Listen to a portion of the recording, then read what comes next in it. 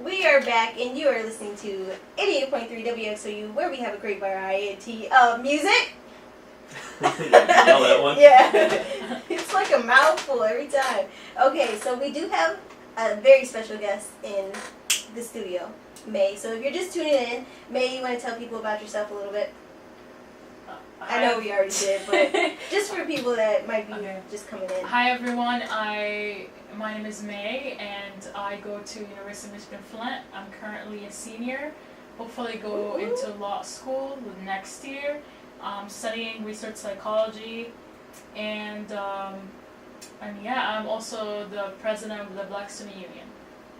Nice. It sounds like you, trying to get this Facebook Live thing going on. But it sounds like you have a lot of things going for you, like you're doing a lot of stuff, you know? Yeah. Yeah. A lot going on. A lot going on. So are you ever overwhelmed by everything that you're doing, or no? You think it's easy? No, it's not easy. But it's overwhelming, but I do enjoy it, especially stuff with Black Student Union. Like, I think that there's not ever a moment where I regretted doing something or I was fed up. Mm-hmm. Even there was a moment where there was like discouragement, but in general it was a very enlightening experience for me, and I got to do all the things I got to accomplish was because of BSU, honestly. Wow. Yeah. That's crazy. That's really dope. And I'm glad you're able to be a part of something that you love, you know. Yeah. A lot of people, I feel like, stay within their bubble. You know, they don't want to go out or voice their opinion, stand up for what they believe in, stuff like that, or just do something different. You know, step out of their comfort zone. So before we went on break, we're speaking about being woke. Yeah. So I don't know if that's grammatically, correct or anything. No. Just everyone says being woke. Being woke. So, can we talk about that a little bit more, and can you define that for people, to the people that don't know what being woke is all about? So, being woke is I think it's about recognizing that there's issues, not only with issues within your own community, but with other minorities and other races and other with other identities. You need to recognize that, and actually being an ally for people, groups of people that are going through these issues, and also being an advocate and being an activist of the issues within your own community. Mm-hmm. So, and I think being woke is it's a learning experience, and I think it's an ongoing experience. You need to seek knowledge, and you just keep developing yourself. But at the same time, I think people think that being woke, for Black people, also being woke is being activist for your own, what's happening, Black Lives Matter, being activist at school, at home, protesting at your work with your friends, but they always miss the point, is that being woke also is recognizing that not only Black people are being oppressed here, but also looking at a global view too. So, for example, Palestinians are being oppressed by the Zionists, and Israel also being advocate for those people that are being oppressed somewhere else. That means kind of the struggle of not having limited resources, and having a system that wears you down, and also being an ally for them. So if they are speaking up about something, you're there saying, hey, we like Black people understand what's happening to you, we see what's happening to you, and we're there for you. Not only for that, but also for issues with the Native Americans, and also with the Latino Americans, that you have to recognize that other people have issues that you may not be going through, but you need to be an ally for those people. So when they call out people that when they need you out here protesting for their cause, you need to be out there too. So being woke is way more than knowing issues in your own identity, your own community, but also being able to recognize and see and acknowledge that there's other people with other issues and other other issues that I need to be an advocate for their issues when they need me. Wow. Yeah. I mean, based on what you said, do you think a lot of people are woke? See, a lot of some people call themselves woke, but I'm not saying I'm like the wokest person you can find. The wokest person? I don't know if that's Most woke. most woke. I don't know if that's like, but I do see that some people call themselves like I'm woke, but you're not there when, you're not there. Right. You're not there when other things are happening. You don't even post about it on Facebook. Like, you can't be that. Do you feel like that's what you have to do? You are, it's a necessity for you to act on it, to post about it, to, like, because some people feel like A$AP Rocky. I was watching his interview with the Breakfast Club, and he was saying, like, I'm all about, Black Lives Matter, but at the same time, like, I don't have to speak on it if I don't want to. So he said he's a rapper. He's not Yeah, an he's a activist. rapper, So yeah, why does not he an vote? activist. Yeah. So that's where a lot of people, kind of bump heads, Like, are you supposed to do it, or are you just supposed to focus on yourself? Because he basically said, I'm an individual. Of course I represent being a black man. I'm like the stereotype. I got braids, I'm dark skinned, I got the gold on my teeth and stuff like that. And he was just like saying, so I am representing my culture, but at the same time, if I can't relate to it, if I wasn't physically there in the event that took place, then I can't speak on it. That's basically what he was saying. And I'm not trying to twist the words. I was just, I'm repeating what I heard. Mm-hmm. Yeah. Definitely go check out the video so you Yeah. can have your own opinion about it, but that's what I got from it. Oh, that's interesting, A$AP. I was a fan. I was playing. I love A$AP. He's so cute. He is. He's so fine. God, I don't know why I'm Great so rapper. obsessed with him. Yeah, he's a great rapper, yeah. See,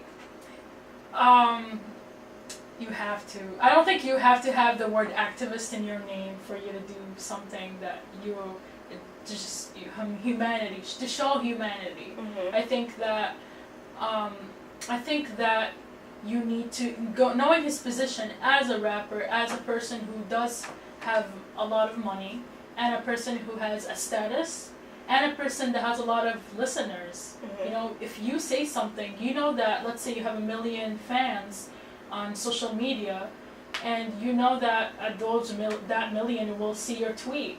And I think, and to stand up on what you believe in, like, for example, if you think that what happened is wrong, say I feel like what happened was wrong and I think the action should be taken. At least if you recognize that there is something wrong happening, you voice that opinion as a rapper, as a celebrity, you'll reach a lot of people, way more than the activists that do that. Right, because a lot of people, who can I throw? I'm just gonna say this, Brother Polite. Okay. I didn't know anything about him until he came onto the Breakfast Club. Now, he might have, he might be doing big things out there, but Mm-hmm. personally, if I would listen more to, like, oh, Kendrick's saying something. Oh, okay, that's wrong. Mm-hmm. Not an activist, because I'd be like, oh, they're already spreading that anyway, so they're just saying the same thing over again. Mm-hmm. But, like, for example, if Nicki Minaj were to say something, I would be like, oh, wow. Yeah. She's thinking, Yeah. So on to my next question. Unless you want to still talk about being woke, is there anything else you want to add to that? Not really. It's just that I think that another thing about being woke is also like because being woke is an identity. It's like becomes a part of your identity, and you have your social justice hat on. Sometimes at some places, so when someone says something, you call them out. But I feel like you need to keep it always on. Like for example, you can't like, let's say you're in a setting where you're with your friends and your friends say like a sexist or a racist comment. like your white friend or something, and you don't call them out, Mm-hmm. you know, like you just took off your hat off, you know. Right. So it's always like being consistent of like what you stand for, and also like trying to educate people around you. You don't necessarily have to go out in the streets and protest. But Right. you can be an activist in your job, activist in your work, like work in your job, activist in your friend circle. You know, like someone says something, call them out. They learn from you. So you're basically saying like you don't have to go out there and put yourself out there and be like, you should do this. Like Yeah. you can literally start in a small group or with your friends or at home, just how your sister did to you. Yeah. Yeah. You can yeah, and then you change people around you. When you change people around you, you start developing, and then you'd want to do more. Right. And which is go out in the streets. Which is I want people to go out in the streets. So. We actually have DJ Kobe. He's really sweet. He was here last week. And he actually, this Facebook Live thing is so sweet, guys. Like, I would start doing this more often, but he basically said, I didn't know people could, What? yeah, like, a lot of Is that people, Periscope? you know what, I kind of, Similar? similar maybe, and you can also see who's watching, which is pretty sweet. So shout out to you guys who are watching, thank you. But he said, I think ASAP speaking on these issues without action does nothing. If he can't offer a solution to these issues, he's just talking like the rest of us. Yes. But at the same time, do you think talking is just enough in some cases? Okay. I think that people go through stages. Yeah. You know, not everyone, you know, you learn about what's happening. You don't necessarily go directly to action. I feel like people, you know, like for example me, I don't expect everyone to be in the same level as me. Mm-hmm. Like I want to go out in the streets, I want to organize, I want to be an organizer, I want to find solutions to these problems, but at the same time, I don't expect everyone to be where I am, you know? Yeah, and like that level of thinking. So I feel like it is a slow process, you know, you have to develop, like you have to like learn into that, you know, talking just does so much, you know. You can affect people around you, but if you don't actually plan on doing something for change, then, you know, you're hitting a block, I think. Like, you need to go further. Yeah. Like, break yourself more. Wow. Like, I mean, and can you maybe suggest, I know you did already, but re-suggest ways of how people can do it by just not necessarily talking, but by doing. Just reiterate that. So what people can do is, you know, there's a lot of people around you, like for example in your community, honestly I was blessed by having people around me that already does stuff, so I'm kind of like, you know, hop into the wagon, like, oh, what are you doing? Okay, I'm coming, you know. and then the feeling when you start everything starts to become so personal to you. Like, to me, like, what happened in the first week of July, to me, that just wore me. I was in the worst for like 2 weeks. I remember I was crying randomly. Like, it affected me so much that I thought I needed to do something about it. And I feel like people need to get to that where this is hurting me physically, even though I don't know this person, but this could happen to my brother. I think a lot of people are just numb though. Yeah. They're just numb to the situation. And I saw your post, if you don't mind me restating it. You said something like, you know, if social media is too much for you, get off. You know, and I actually took your advice. I was like, you know what, I need to get off social media because I'm the type of person that will cry over things, that will overthink about things like that. Like, wow, that could really be my brother, that could really be my father. So I did take your advice and I did step away from it. And I thought that was... Did you do that as well? Yes. I retired for like, I don't know, 3 weeks. I think I was off social media because I know myself and I know that like whatever is happening, I take it in. I take in all of it, you know? I try to take in all of it and it's so hard for me to process it. And when I do process it, it takes a toll on my health. Like, I get really, like, I get anxiety, I get random anxiety, I have mood swings, you know, I like break down randomly, like it really gets to me. So I know, so then self-care is really, really important. That's what people don't realize is that there's something called racial battle fatigue, you know, like you keep hearing, you know, as the same thing keep hearing about the same thing and you keep trying to do something about it and you don't see to you know, like Are You the One show, like you know, or stuff like that. You know, for example, Angela Davis came to U of M Flint last year, and she said that I need to meditate for self-care. I need to meditate. I need to do yoga. You know what's crazy? Yeah. I literally I was reading something about meditation last night. Yeah. And it helps. Oh my gosh.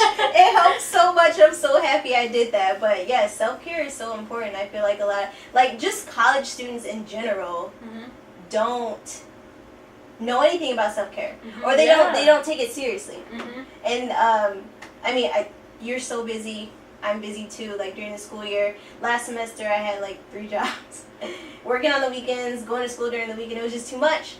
My mom was like, Jazz, you know, stress is really going to get to you, and it does. So with everything happening out in the world and also it being on social media, and it's literally you can open your phone and something be there. That's a constant reminder of like, wow, this is crazy. The world is crazy, you know. So yeah, self-care is very important. Yes. We have about 4 minutes left in the show, so I want to talk about your top 5. Not rappers, not artists, or it could be, I mean, relating to what, you know, related to activism. Who do you think is doing their thing out there? Okay, so for my like role models, it's usually people around me. Honestly, like people around me. I was honestly blessed. Like I can't stress enough that you know, Flint, because it's a strong city and there's a lot of people doing a lot of amazing stuff, you know, for the community, and I just want to be them. Yes. Like for example, I can name like they're like a couple, they're a married couple called their names are Dalma Jackson and Natasha Jackson, Thomas Jackson. They're both like very active. They're both educators. They both they're just so, like when you're having a conversation with them, you learn something new every day. And I just want to be to that level, like where, like I just want to pick up all the books and read everything and just understand everything that's happening in the world, you know? And actually doing something about it, you know, like actually making an impact, like opening up an organization or something. And also my advisors, my Black Student Union advisors, Dr. Curry and Dr. Joyce Pearce, they're both helped me like through my leadership roles. I think they're especially it's just that sometimes when you do new things that you never thought you would do, you sometimes get hurt, you know. You sometimes get hurt, you get like worn down, and they're the ones telling me like it's okay, this is a process of growing, you know, this is how you grow into the role, is that you get hurt, you get worn down, and you get and you have to break through it and you'll be fine. Yeah. You know, it's just the people around me, man. Like, yeah, so you're basically the people around you that are, okay, I did that. Yeah.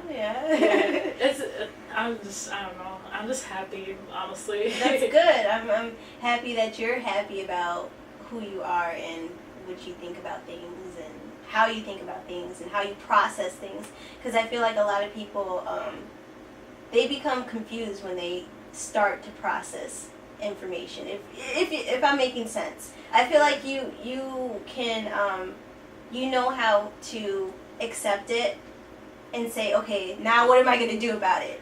You know, I don't think that was a process I went through by myself. I think people around me too were people who went through that and helped me, guided me through it. I don't think I've done it by myself, honestly.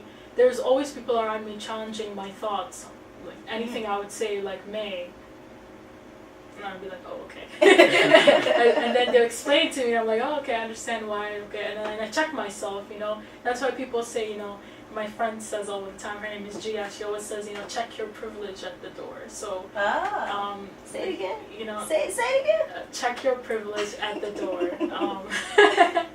So, the moment you get in, you know who you are, you know what it is, you know, just go in there and make sure you understand that you have your own privilege too. Nice. Yeah, totally. I agree with that. Any last whatever you want to say, anything you want to say, leave off the show. Shout outs. Shout out to my sister. Yes. Dropping me off. Thank you. Yeah. And thank you for bringing me to the show. I think that's one of the get out of your comfort zone thing, because I would never thought, Yeah, the radio show. Yeah, so I'm glad I got to see the campus too. Yeah. And I got to see you Yes. after 2 years? Well, really 3 years. 3 years. Because we haven't really talked since 2013. I took off to college. Yeah. College is hard. But life is hard. But yeah, but other than that, I would say that, when all these things happening, you need to take a moment for yourself and, think about it, process it, because we go through stages, we see something happening, okay, and we identify the issue, and then we go through analysis, analysis of why this is happening, what is it that's wrong, what is it that's right, you go through analysis, and usually that takes a long time, to analyze what's happening, and then action. So what are you going to do about it? Exactly. And I think that people should reach action. I think action is important. So when you hear something is happening, go to it. Don't think, oh, I'll go to the next one. Just go, because you never know who you're gonna meet. You never know who you're gonna see. Sometimes the person you're gonna meet is gonna be your mentor after that, and who's gonna help you around with things. Learning about what's happening around you, and also helping you out with life. So just in general, always be aware of what's happening and be critical. Wow, cool. Wow, you're so wise, being so young. Well, I really appreciate you coming on the show. It is 8:02. I'm actually past the beginning of the next hour, but that's okay. Whatever. We're spitting some real truth out here. Thank you, everybody, for tuning into the Jazz Show. You guys were amazing. I appreciate all my listeners and everybody on Facebook Live. This is crazy. Thank you, guys. I mean, maybe 15, but it's still something. But yeah, next Friday I think we're going to be interviewing Shabazz, who is part of Generation Ill. So stay tuned for that. Peace out. Have a great weekend, and thank you, May, for coming on to the show. Thank you.